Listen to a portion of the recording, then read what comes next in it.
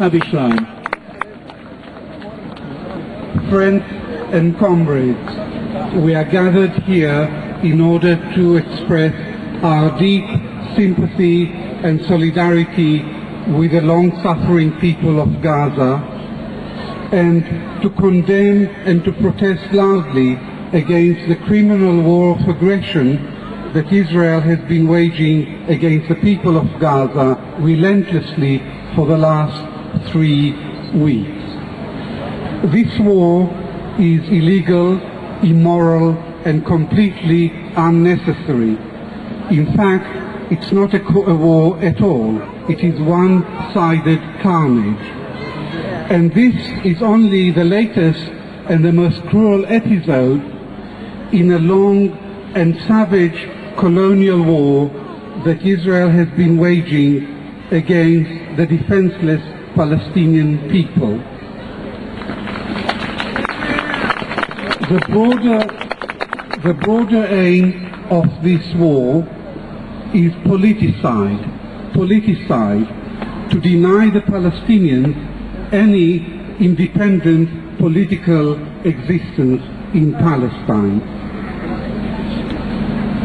During this war, the Israeli propaganda machine has been at full throttle, churning out lie after lie after lie. I would like to nail down only 3 of the many lies of the Israeli spin doctors. The first big lie is that this war is a defensive war to protect Israeli civilians against Qassam rocket attacks. But Israel is not a victim. Israel is the offender in this conflict.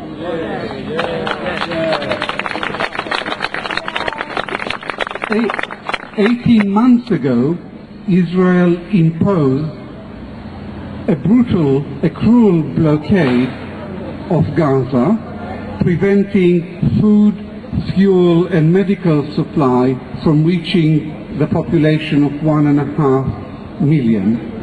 This is not a defensive measure, it's a form of collective punishment which is strictly forbidden by international humanitarian law. And the question arises, how does the freezing and starving and terrorizing of the people of Gaza help with the protection of Israeli citizens? The second big lie is that Hamas broke the ceasefire. This is the exact opposite of the truth. The truth of the matter is that there was a ceasefire brokered by Egypt, and Hamas observed it rigorously and very effectively. The ceasefire was an amazing success under the circumstances. It was broken after 4 months, not by Hamas, but by the Israeli army. So Israel is responsible for the breakdown of the ceasefire. And the third great big lie is that the Israeli army is taking the utmost precaution, the utmost care not to harm innocent civilians. Prime Minister Ehud Olmert has said that Israel would use the iron fist with Hamas, but a velvet glove with the civilians. If what we see on our television screens is Israel's velvet glove, then words cease to have meaning.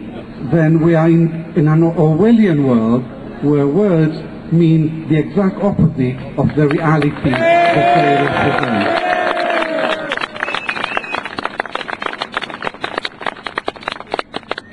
And Foreign Minister Tzipi Livni denied altogether that there is a humanitarian crisis in Gaza. This can mean one or two things. Either she is lying, or she doesn't think that Palestinians are human beings.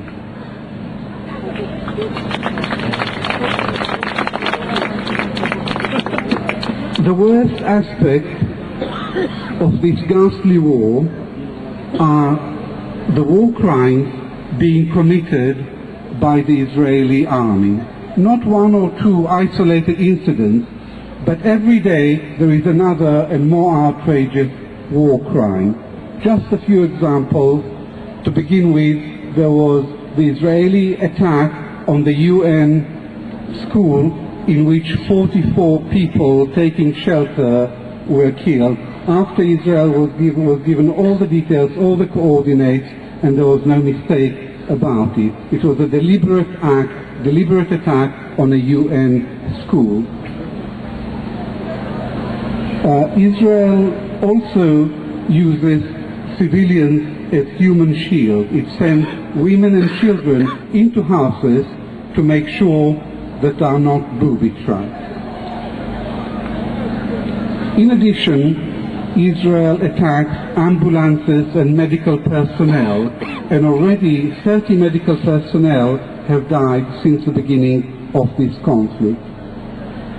And the final example happened yesterday when Israel once again bombed another UN school and killed 2 people sheltering in it. This time, for the first time, the UNRWA spokesman described this act as an act of war and demanded an international investigation. These war crimes alone sweep away any possible moral or legal justification for this war.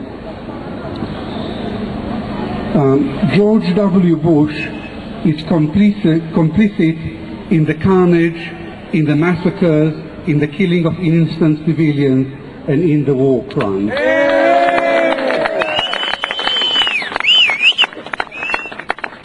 One word from him and Israel would have reversed its onslaught on Gaza. One word, but the word was not forthcoming. On the contrary, this murderous moron from the White House gave Israel the green light to launch the air attack, then to follow up with the land invasion, and he alone sabotaged a UN Security Council resolution for an immediate ceasefire. But there is one grain of comfort, and that is that in 3 days this murderous moron will go back to Crawford, Texas.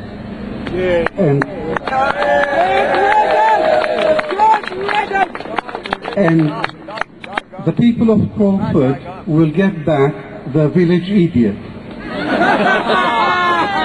And you and I and millions of people all over the world will breathe a collective sigh of relief to see this man disappear into the obscurity that he so richly deserves. In conclusion, we are all gathered here, and it's very heartening to see so many of you.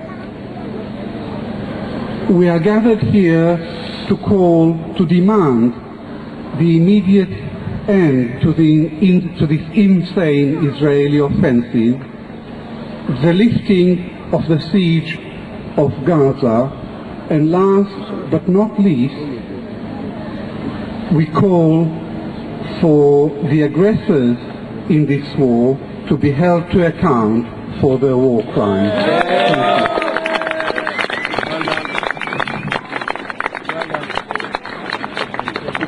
Thank you very much, Avi. Our next speaker is Carmen